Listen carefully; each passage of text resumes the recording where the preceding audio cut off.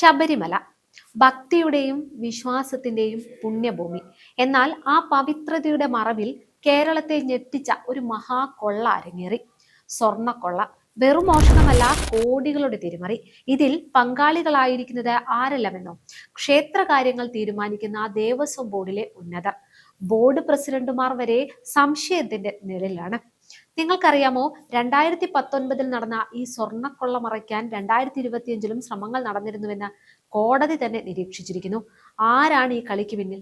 എങ്ങനെയാണ് ഇത്രയും വലിയൊരു തട്ടിപ്പ് ശബരിമലയിൽ നടന്നത്? യഥാർത്ഥത്തിൽ അറസ്റ്റിലായ ഉണ്ണികൃഷ്ണൻ പോറ്റി ആരാണ്? അന്വേഷണം ഇപ്പോൾ എത്തി നിൽക്കുന്നത് ഒരാളിലാണ്: ഉണ്ണികൃഷ്ണൻ പോറ്റി. സ്വർണക്കൊള്ളയുടെ മുഖ്യ സൂത്രധാരൻ ഇയാളാണെന്നാണ് അന്വേഷണ സംഘത്തിന്റെ നിഗമനം. പക്ഷേ ഇയാൾ എങ്ങനെ ശബരിമലയുടെ അടുക്കളയിലെത്തി? ഒരു കീഴ്ശാന്തിയുടെ സഹായിയായി ശബരിമലയിലെത്തിയ ഉണ്ണികൃഷ്ണൻ പോറ്റി പതിയെ പതിയെ തന്ത്രി കുടുംബവുമായി അടുപ്പം സ്ഥാപിച്ചു. ഈ ബന്ധം ഉപയോഗിച്ച് ധനികരായ അയ്യപ്പ ഭക്തർക്ക് മുന്നിൽ ഇയാൾ സ്വയം അവതരിപ്പിച്ചു. തമിഴ്നാട്, കർണാടക, ആന്ധ്രാപ്രദേശ് എന്നിവിടങ്ങളിലെ കോടീശ്വരന്മാരുമായി സൗഹൃദം സ്ഥാപിച്ചു. ഇയാളുടെ വാക്കുകൾ വിശ്വസിച്ച ഈ ഭക്തരാണ് ഗോവർദ്ധൻ അടക്കമുള്ള ഉന്നത ഉദ്യോഗസ്ഥരിലേക്ക് പോറ്റിക്ക് വഴി തുറന്നത്. ഇയാൾക്ക് സ്വന്തമായി ഒരു സംഘം തന്നെ ഉണ്ടായിരുന്നു. സ്വർണം മോഷ്ടിക്കാൻ ഇയാൾ കണ്ട മറയായിരുന്നു തന്ത്രി കുടുംബവുമായുള്ള ബന്ധം. പോറ്റി കടത്തിക്കൊണ്ടുപോയെന്ന് കരുതുന്ന 400 ഗ്രാം സ്വർണം ഇതിനോടകം കർണാടകയിലെ ബെല്ലാരിയിൽ നിന്ന് കണ്ടെത്തി കോടതിയിൽ സമർപ്പിച്ചിട്ടുമുണ്ട്. കേസിന്റെ ഗൗരവം വർദ്ധിപ്പിക്കുന്നത് അന്വേഷണം ഇപ്പോൾ ദേവസ്വം ബോർഡിലെ ഉന്നതർക്ക് നേരെ നീളുന്നു എന്നുള്ളതാണ്. നിലവിലെ പ്രസിഡന്റ് PS പ്രശാന്ത്, 2019 പ്രസിഡന്റായിരുന്ന A പത്മകുമാർ എന്നിവരുൾപ്പെടെയുള്ളവരുടെ പങ്ക് സ്പെഷ്യൽ ഇൻവെസ്റ്റിഗേഷൻ ടീം SIT വിശദമായി പരിശോധിക്കും.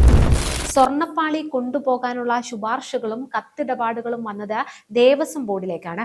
അറസ്റ്റിലായ മുൻ അഡ്മിനിസ്ട്രേറ്റീവ് ഓഫീസർ മുരാരി ബാബു അടക്കമുള്ളവരുടെ കത്തുകൾ വന്നപ്പോൾ ബോർഡ് എന്ത് തീരുമാനമെടുത്തു? ഉണ്ണികൃഷ്ണൻ പോറ്റിക്ക് അനുകൂലമായ നിലപാടാണോ സ്വീകരിച്ചത്? ഈ നിർണായക ചോദ്യങ്ങൾക്കാണ് SIT ഇപ്പോൾ ഉത്തരം തേടുന്നത്. ഇതിനായി ബോർഡിലെ മിനിറ്റുകൾ ഉൾപ്പെടെയുള്ള എല്ലാ രേഖകളും പരിശോധിക്കുകയാണ്. ബോർഡ് പ്രസിഡന്റുമാർക്കും പങ്കുണ്ടെന്ന് വ്യക്തമായാൽ അറസ്റ്റ് ഉടൻ ഉണ്ടായേക്കും എന്ന ശക്തമായ സൂചനകളാണ് പുറത്തുവരുന്നത്. 2019 ദേവസ്വം ബോർഡ് പ്രസിഡന്റ് A പത്മകുമാറിനെ ചോദ്യം ചെയ്യാൻ ഉടൻ നോട്ടീസ് നൽകുമെന്നും റിപ്പോർട്ടുകളുണ്ട്. അടുത്ത ആഴ്ചയിൽ തന്നെ കേസിൽ പല നിർണായക അറസ്റ്റുകളും ഉണ്ടാകുമെന്ന സൂചനകളും പുറത്തു വരുന്നുണ്ട്. ഉണ്ണികൃഷ്ണൻ പോറ്റി വെറുമൊരു മോഷണ കേസ് പ്രതിയല്ല. ഇയാൾക്ക് കോടികളുടെ നിക്ഷേപങ്ങൾ ഉണ്ടെന്ന് കണ്ടെത്തിയിട്ടുണ്ട്.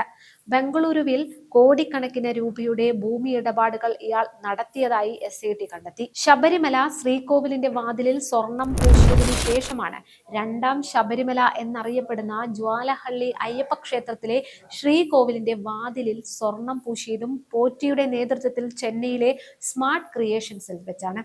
ഇവിടെ വെച്ചാണ് സ്വർണപ്പാളികളിലെ സ്വർണം വേർതിരിച്ചെടുത്തത്.